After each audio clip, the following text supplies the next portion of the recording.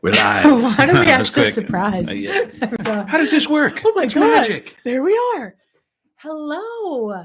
We are back. Doug, Heidi, McGurk with another episode of Addiction and Codependency Breakthrough Live Edition. And today, I keep banging. Yeah, me too. I'm banging stuff. It's because this is so tiny. We're like the fat guy in a little coat on SNL and an SNL That's not skit. true. That's what I feel like. I should have probably fixed my lips before I came into the and just get a give it a little. This is great for the podcast. I know. I have props too.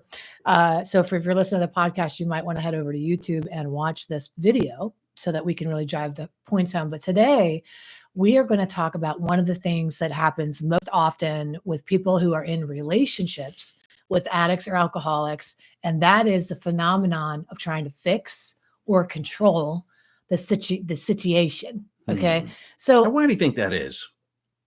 Why do I think what is? How do you think the people try and control that? Is that like a rhetorical question? Yes. Okay. Why you tell me? Well, because people are scared, they're freaking out, they don't know what to do, so they try to get their certainty back by controlling it or trying to make it better so it all goes away, sweep it under the rug. Mm-hmm. That's exactly right. So we want to, our controlling, and another way to say that is our controlling and our fixing is actually a hidden addiction, a coping mechanism called codependency to another's problem, but that's a little deep. So today we're just going to say, yeah, you're trying to control and you're trying to fix. And I'm going to share some stories about how I can relate to that because look, yes, you have the best interest at heart. You want to resolve this. At the end of the day, what do you really want? You want your loved one to be well. You want your family to be healthy. You want to be happy. You want everybody to be happy. And you think and believe the only way that's going to be possible is if you are in control or if you fix it. So yeah.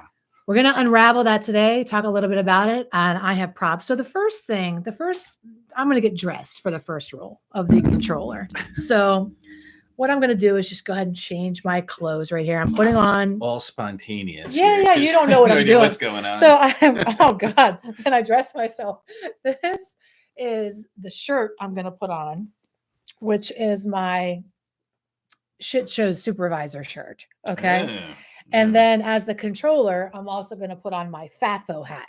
And for anybody who knows what FAFO means, it means frick around and find out. Okay. So when you're a controller, immediately you're like, I've got to oversee all this and make sure this is going to be okay. Because if I'm not in control of this, bad things are going to happen. Because you have all the answers. I have all the answers. I know what's going to happen. When to do it, how to do it. I can predict. I know what's going to come in next. I know what we need to do. Yep. Yes, exactly.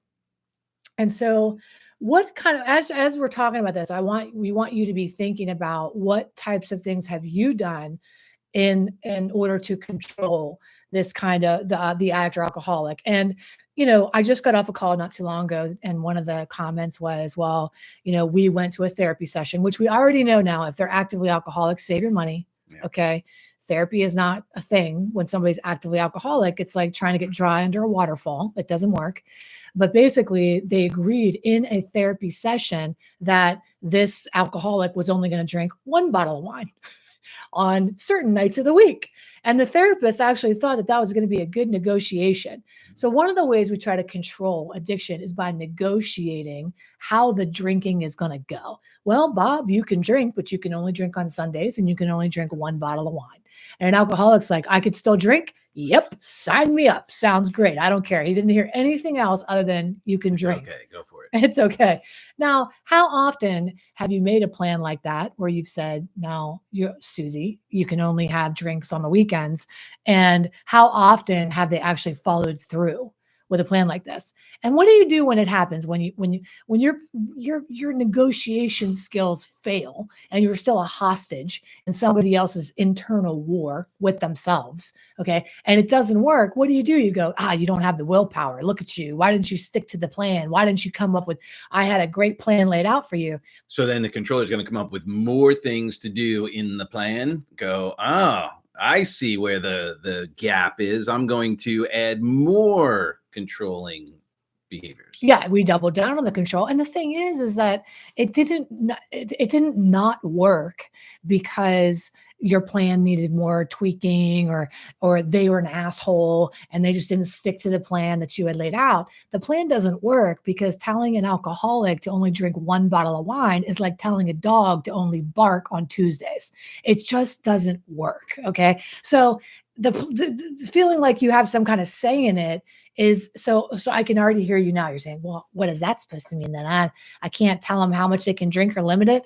You can decide for yourself and know that as a spouse of an alcoholic or an addict, any alcohol at all is too much alcohol for an alcoholic or a substance use disordered person. So thinking that you're going to control this by they're doing better today, they had a little less, they're only going to drink on the weekends, is hoping the best you can hope for is turning an everyday alcoholic into a periodic or episodic alcoholic. And then you're like, well, I can live with that if they drink less.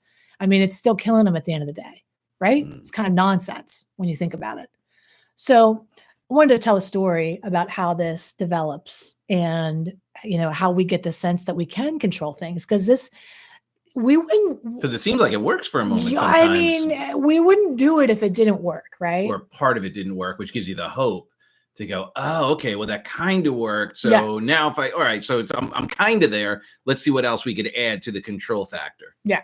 Well, and usually this behavior, this pattern gets laid very early in life, not just if you're a controlling person, it's not something that it's not just crops up over the addiction. It's already part of your nature, or nurture rather, of how you kind of start out as survival skill, right?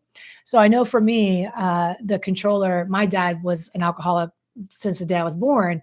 And he never drove. Now, we lived in the backwoods of West Virginia, like on the border of West Virginia and Pennsylvania.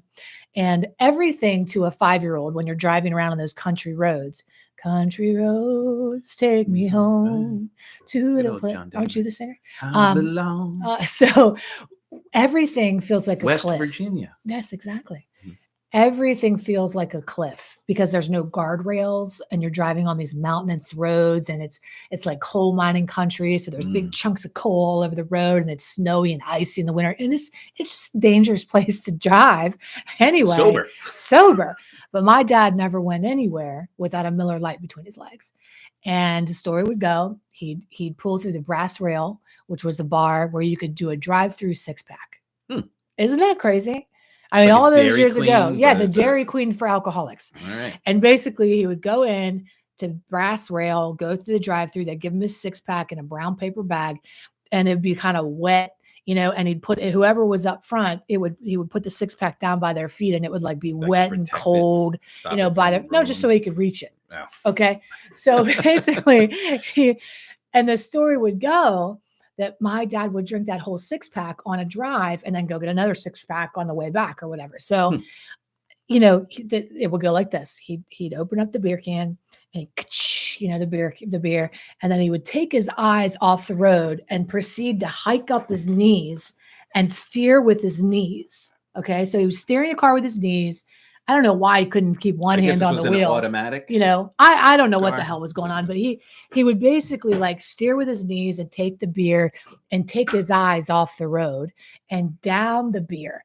And when you're watching somebody shotgun a beer when you're a kid, it feels like a million hours. Even the quickest, most party hound freaks in the world. Oh wait, shotgun isn't that? I mean, he wasn't like. I mean, no, like a shotgun while he's driving. He might as well have been. But he just chugged it. He chugged the beer. Yeah. He chugged it. And it's not funny. All right. Now it's funny. We're laughing at it now. But as a 5-year-old, you think you're going to die. You're in the car and something's not right. Dad's taking his eyes off the road. He's steering with his knees. We're going down these country roads that feel like cliffs. There's oncoming cars. And I developed a panic habit. Okay. But I also invented a solution because a shit show supervisor needs to take control when bad things are happening. And this is how this pattern originates. It's like you look around and everybody else is nuts. Everybody else is crazy. So-and-so, we're in the car, so-and-so singing. The other two are fighting each other. This one's drunk. Somebody's got to step up, right? Somebody's got to take control of the situation. And as a 5-year-old, I was like, that's got to be me. You in the back seat or the front seat? I started out in the front seat. And I started out in the front seat because I felt like I was, just wanted to be in the front seat. But once I saw that I had no control from the front seat, because the beer was there. I couldn't stop it from going. I'd try to hide it, move it over. But then, if you don't, you'd have to help my dad get the beer if you were in the front seat. My dad was like, hand me a beer. If you were driving with my dad drunk, he'd say, hand me the beer. You'd hand him the beer, or he'd reach for it down by your legs, which was equally as uncomfortable. So you didn't want him down there like digging around by your legs. So you just be like, here, take the beer. So I decided the best thing to do to control the situation, to supervise the shit show, was to position myself in the back seat of the car. And I'd put myself right behind my dad so I could peer out behind his left ear and see the road. And I invented a little game. I had an imaginary steering wheel. And you might even see kids do this today. I know our daughter pretended to drive. Who's Maggie? Simpsons. Remember the Simpsons? Oh, okay. I'm like, do you have another child on a So I would put my hands on the wheel and pretend to be driving from the back seat. I had my little imaginary brake and steering wheel. And I can't tell you how many times I thought in my 5-year-old mind that I was saving us from impending doom or death on the road, because I would turn the wheel or brake when there was a deer or slow down. And you see me still doing this to this day. Do you not? Do I not do this when I'm driving with you? Okay. Yes. Some of you might be like, I do this too. I already drive. Well, for me, it came out of a need to try to control what was happening in the mayhem. And as I was growing up, it didn't stop there. My dad had a habit of just leaving beer cans everywhere, right? I mean, they were just all over the house, and he was a functioning alcoholic. What that meant was he saved his drinking for nighttime. He saved his drinking for his family and didn't do it when he was around other people, right? So anyway, there would be a bunch of beer cans. And at the end of the night, when he would go up to bed, I would go around the house and I would collect all the beer cans and line them up at the bottom of the stairs like a beer house, a house of beer cans, a tower. Okay. And now what do you think I was thinking? I bet you thought that if he saw just how much he was drinking, he would see this big pile of beer cans. He would have a come to Jesus moment and be like, good Lord, is that what I'm doing? Exactly. I imagined in my little brain, my 10-year-old, 15-year-old brain, that if my dad just knew and could see what he was doing, because clearly when he was drinking all that much, he didn't realize. And you might do this now. You might do it in the form of, maybe you're not lining up beer cans, but maybe you show your spouse videos the next day. Maybe you video your spouse falling asleep or nodding out or being rude, and you try to show them the next day, and you just think, if they just see this, surely that's going to be enough to make them stop. And that's a way we try to control. But the reality is that chip that uses empathy and understanding to control and stop an addict from continually hurting themselves and the family is missing. And it's not rectified until they get into recovery. All right. So what is he going to do? He's going to walk down and see the beer cans and get freaking annoyed. Okay. That he has to walk through them, and he's going to kick them. And then I'm going to go, he really doesn't care. Another thing I would do is, my dad used to hide a vodka behind the toilet seat, and who's going to go back there? Certainly not me. Well, I mean, he would think, not me, but I left no stone unturned. He also hid it in the kitty litter. Yee. Well, not the used kitty litter. No. That would be gross. Nobody really. Well, you're scooping, you're gonna find the liquor bottle. Okay, so he wasn't that dumb. Right, yeah. So he's gonna hide it in the. Oh, that's why. It's because it might be found. Exactly. In the, not because an alcoholic's afraid to dig in shit to get a drink. Okay, trust me. All right. So I would go and I would find his bottle of liquor and I would dump it out and put it back in the very same spot that I found it. And my thought process was, he would think, oh my gosh, I drank that? I got a problem. No, I was thinking he would know that that he's been busted? He was busted, and his daughter did it. And I was like onto him, and that he would feel. So I was trying to shame him into quitting is what I was doing. If you could just see what you're doing. But shame, an alcoholic has no shame. Okay. When they're actively alcoholic, there is no shame in the game. That's missing. So and shaming anybody into anything is never useful or helpful anyway. But how about you? Maybe you do that. Have you dumped the bottles down the drain? Have you attempted to do a little marker? You take the bottle and you sit and you go, I'm taking the pen cap in my mouth if you're watching, and you're just like, you're doing your little marks and you're going, okay, it's Tuesday night. This liquor's here. Let's see. Oh, on Wednesday, this liquor was all the way down to here. And they say they drank that much. And you try to figure out how that much alcohol is. And you try to, figure out a way to control or another way you might do it is maybe you give them the alcohol they're allowed to have. And maybe you say, okay, I'm going to ration we've had people ration pills, ration alcohol, ration all kinds of things. Hey, if I just give them, because I don't want them to be sick. I don't want them to be hurt. I've had one wife say one time that when her husband was sober, he was really mean and terrible. And she liked him a little drunk. So what she would do would be just to get him a little drunk. She'd just give him just enough alcohol so he wasn't an asshole and we'd be okay. But does that work? No, it doesn't work. And it also sends mixed signals because you are saying to your spouse, I don't want you to drink any alcohol. I don't want you to use any alcohol at all. But then you tell them how much they can have. It's very confusing and it's a very gray area. So we're just getting confirmation right now with the comments. That's my situation. Yes, I would draw a line on the bottle too and empty the stash liquor. Exactly. Okay. And because we get confused when we say, well, he's nicer when he's drunk.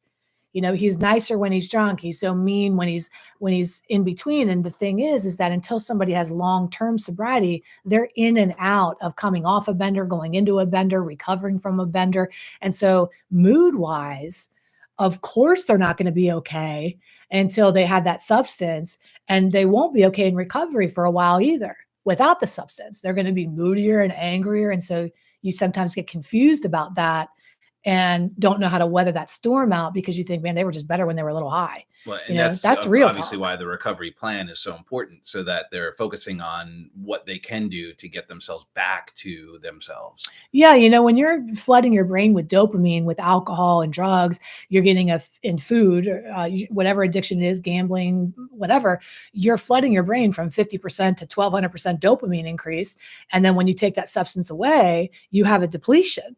So you feel 10 times worse than before you started ingesting that substance in the first place. So just getting someone to homeostasis without having to ingest something to feel normal is part of recovery. Now, let's think about all the other ways that maybe you've tried to control this. Another way you might have done it is by joining them in their behavior. You think, you know what? If I drink with them, then maybe I could pace and lead, slow it down, find a way to steer the ship.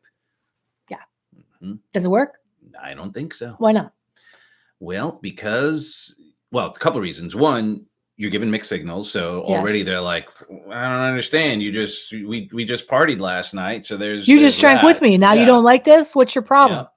The other thing is, unfortunately, then both of your thinking is no longer clear. And then now the line starts going further down, or it could turn into a big argument because now you're not thinking right. It ends up being one of those parties that goes out of control. And either you drink more than you want to when you start drinking with them and you start turning into somebody you don't want to be. Or you stop drinking with the hopes that I'm going to drink with them and I'm going to show them how to do it so that they know how to be responsible with their drugs, or their alcohol. And then you try to do it and then you cut off at a point. Why? Because you're a normie. You're not an alcoholic. Okay. So you stop and they keep going. And then what happens to you? Damn it. It didn't work. Damn it.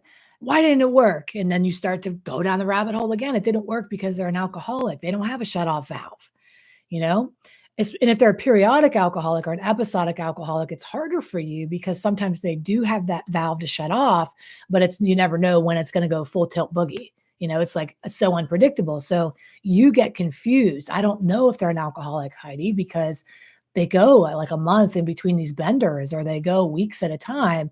But the truth is that substance use disorder is a spectrum, and sometimes and all the time is the same road, stops on the same road. Okay. All right. So that's enough about controlling.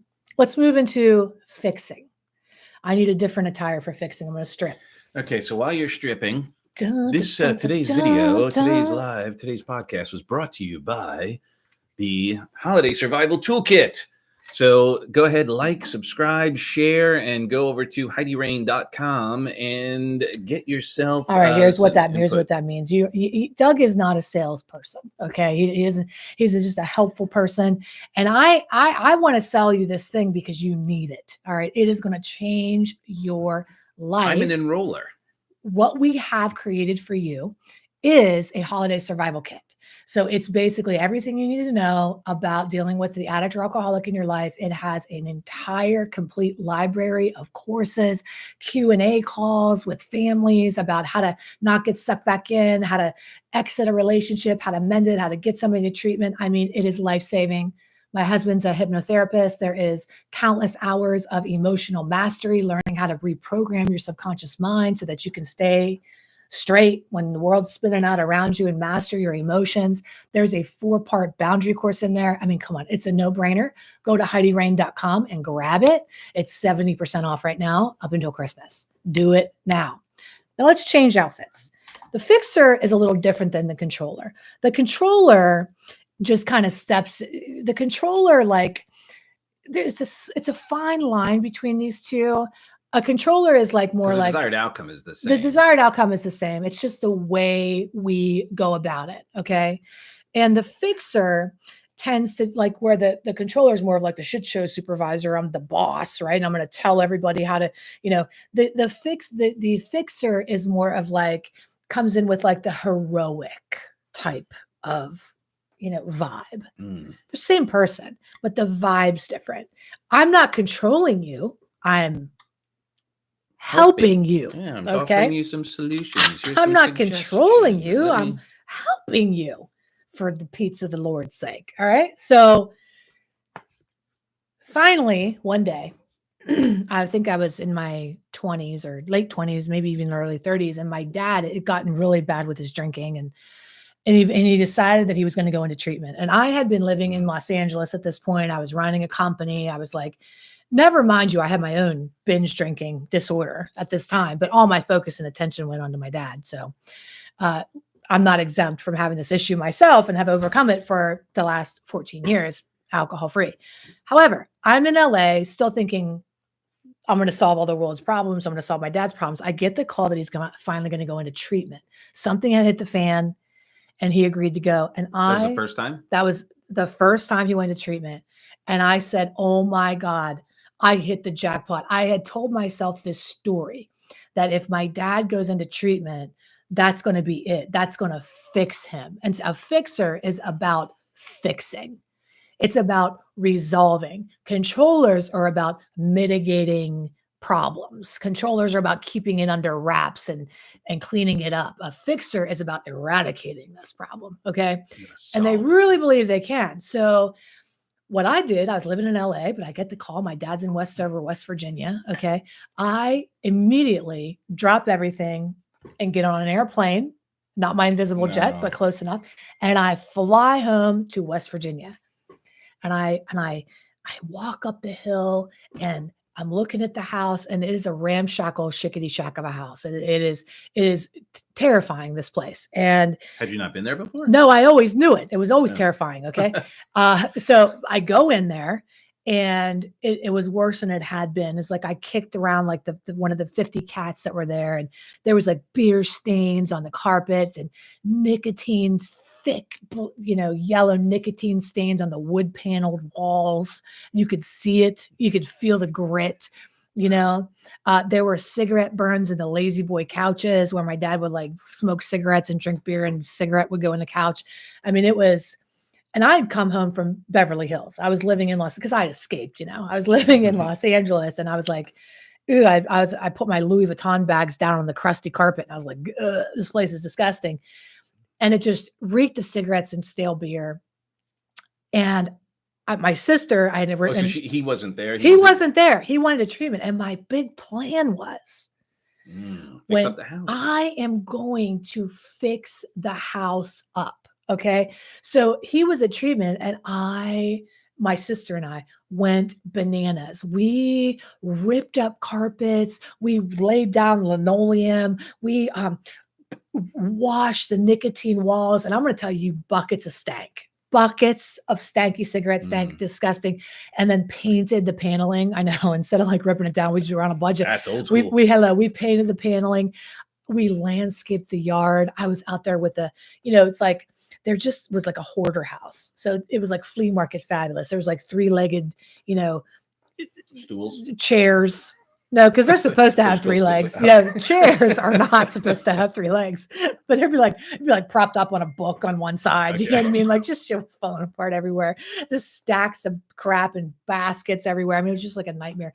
And we got rid of everything. We just cleaned the house. And I just remember thinking after we had done all of that, how I was so proud of myself that I had come in and saved the day. And I really, truly believe that I had convinced myself that if I just, my dad was drinking because his environment wasn't right and he needed a better house and he needed a cleaner house and he needed to come home to a new scenario so that he would stay sober. And or just by having that, like, oh, here's a new beginning, new beginnings. There you go. He's not going to want to because he's going to want to keep this nice. That's right. Keep it nice. Make it nice. Make it nice. Yeah, exactly. So I thought this is the ticket. I was so proud of myself. And, and then I didn't stop there, as most fixers wouldn't. So maybe you can relate. Maybe you've done something like this. You've moved. You've done a geography change where you just need a fresh start. You have sold your house and up leveled. You have done all the things to fix all the exterior. Get new clothes, new outfits, all of it. Just new persona. We need a makeover. You know what I mean? And that's going to cure it.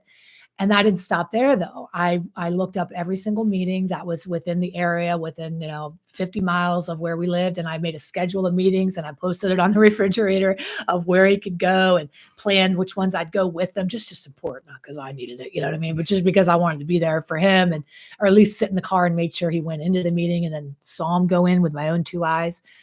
I had it all figured out, everything from beginning to end, how he was going to stay sober.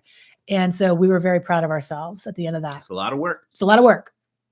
So my dad gets out of treatment after, I think, 30 days. He'd been there, and I thought for sure he was getting fixed.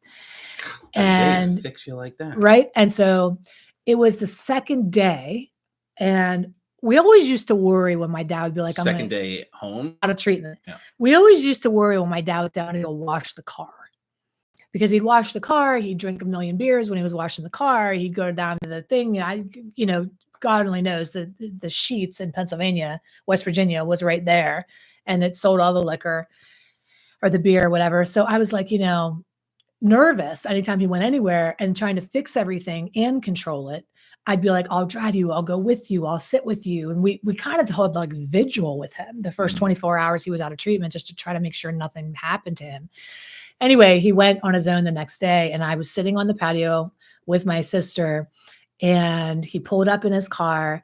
And there's something about a kid of an alcoholic, when they're drinking, when something is off. And he stepped out of the car, and with the way just he walked, I knew he was drunk. Yeah. I could tell by the way he walked up the hill, if it was like 1 beer, 2 beers, a 6-pack, oh shit, run, I just knew. And he was drunk. And I'm sure you have felt that before when you've put all your hopes and dreams into somebody going into treatment. You think they're going to be well, you think they're going to get better. And what ends up happening is it doesn't work. It doesn't fix them. Okay. And so your whole world comes crashing down because all the hope you had was placed into that holy moment that you thought you waited your whole life for. But the truth is, treatment doesn't fix anything. It just gives people an opportunity to cool out long enough. They can get their head on straight about doing the work. Well, and learning the tools. In recovery. Right. Yeah. How to recover. Here's what to do. But I didn't know that at the time. So what do you think I thought? Sitting on the porch, what did I think? It was your fault. I failed. I should have done more. I should have done it differently. And if you can relate to this, that feeling of racking your brain, trying to research, you sent him to the wrong treatment center, and you'll hear things like that from your loved one. They'll be in a treatment. I can't believe you sent me here. It's all kids here. They don't know what they're doing here. Let me smoke. They're teaching me how to be a drug addict. They're making me dance every day. I'm not as bad as the other people that are in here. You have no idea. This is stupid. It's repetitive. I mean, you hear all the things. And as a fixer, you're inclined to get on the phone. and call the treatment center and be like, what kind of an operation are you running over there? But the truth is, and the fixer, you're the one who brings the cigarettes and the things that they're not supposed to have, because you're like, oh, well, let me just make this a little easier for you. Or resolve it. Yeah. Let me resolve it, right? Let me just fix it. And yeah, pleaser would do that. And there's a different type of way that we fall into a trap, is we're a pleaser. If you wonder what kind of codependent trap you're in, and you are in one, if you are in a relationship with an action alcoholic, you are codependent, newsflash. And it's not what you think it is. It's not this needy, weak, I can't have a thought on my own without you. Codependency means we are codependent on each other to play a role in this relationship. And you are the fixer and they are the victim. You are the hero and they are they need rescued. Okay. Or you are the controller and they are the victim. That is a two-person play that you're in, and that's a codependent dance you do. And if you want to know what codependency role you're playing, go over to HeidiRain.com and take my attachment personality pattern test, and it'll tell you so that you know.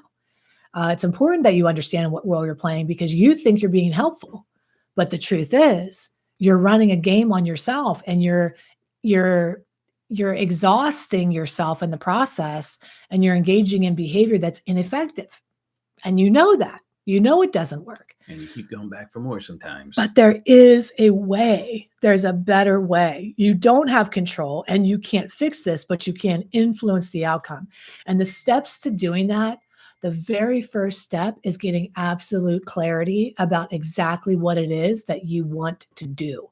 What do you want? What type of relationship do you want? What type of family life do you want to have? What do you want? And if we can work together, you tell me what you want, I will give you the steps to get it. I will walk you through the process to get it, but you have to know what that is. And sometimes you need help figuring that out. We also have clarity sessions that you can book, a 90-minute session where you get clear about what's the nature of this thing. Can this work? Will it not? And I just want to encourage you, if that's for you, grab it. Don't wait, because we have a lot of people wanting those sessions and we get booked up very fast, as you can imagine. So how about you? How have you tried to control? How have you tried to fix? And let's ask, I also put this, maybe you're a sage person. Maybe you go around and you light the sage every morning, and you clear the energy and you. Well, or are you thinking, okay, we have the holidays coming up, we have an event coming up. Like, are you already planning how you're going to control what you're going to do? And you're all it's not even happening yet, and you're already creating the environment in your head. You are stressing yourself out right now about what kind of alcohol we're going to have at Thanksgiving or at Christmas, who's going to sit next to who, what's the game plan. And you do need a game plan. You need a game plan, but it's not to mitigate the fallout or the disaster that's impending. It's to negotiate and understand with yourself what disaster you're willing to live in and function in from this point forward. It's really making a decision about what kind of life you want for yourself and what kind of life you want for your family. And if this is your person. So sometimes you don't know if this is your person. You got to figure that out, and I can help you. Well, I'll help you figure out if this is your person or not. It's hard to tell sometimes without the addiction, can this thing work? But if you decide it is your person or it's not, there is a plan to move forward, to be able to be happy. And I'm going to tell you, of the hundreds of people we've helped, they're all in a very happy place in their life. And it doesn't always mean that somebody got well. It doesn't always mean they went to church. Sometimes it does. Sometimes the families stay intact, and sometimes it means things have to move on. Okay. So I definitely want to continue to help you on this path. I want to support you in any way I can. And these are the different ways I can do it. Through these lives, we can support you. Through a one-on-one strategy session, through our courses and programs, we can support you. And we created that holiday bundle for you to make a big savings for you to get everything that you need. So go over to HeidiRain.com and grab it. Mary said, I'm separated from my alcoholic husband. I'm still trying to fix him and still coming up with different solutions for his problems. I really don't think he is capable of getting it together. That's what we tell ourselves. We tell ourselves they're not capable, so I have to do it for him. That's the lie that keeps you in the trap. They don't know how to do it for themselves, but you're not the one to tell them. What they need to do is to develop a sober network of people around them, a support system of treatment, of therapists, of coaches, of sponsors, a treatment team of professionals, and they develop a community around them of recovery. You are not the recovery community. You should not be the recovery community. You're the wife. And something to remember. Soon to be the ex-wife. Yeah, is don't know if you've had children or friends or something who you've offered sage advice and it never lands. Take addiction out of it. It's just life, right? You're so close. You're a parent, you're whatever, and you're sharing this sage advice and all of your experience, and you really see the writing on the wall. You can see it from a different perspective, and you're giving this amazing advice. They don't take it. And then one day, someone else says the exact same thing you said, and then they take it and they go, oh, wow, that makes so much sense. And they start applying it, and you're like, what? I've been saying this for years. And the challenge is that when we're so close, when we're in that relationship, we're the wrong person to share that. It's not gonna resonate the same way than it would when they're in the environment, when they're in the treatment program, when they're with their and that's really group. frustrating too. I think Ellie's already starting to do that. Our daughter, she's 9, she's like, oh, so and so said. I'm like, girl, I said that to you many times. Yeah. But yeah, so it's hard because we want them to hear it. We want them to come from us, because at the end of the day, when you're trapped in a codependent pattern, there is a double payoff. We think we're doing it because we envision bad things are going to happen if we don't control this. We imagine the worst case scenario if we don't fix it. But there's a secondary gain here, and that is your needs are getting met for love and for power through fixing and controlling.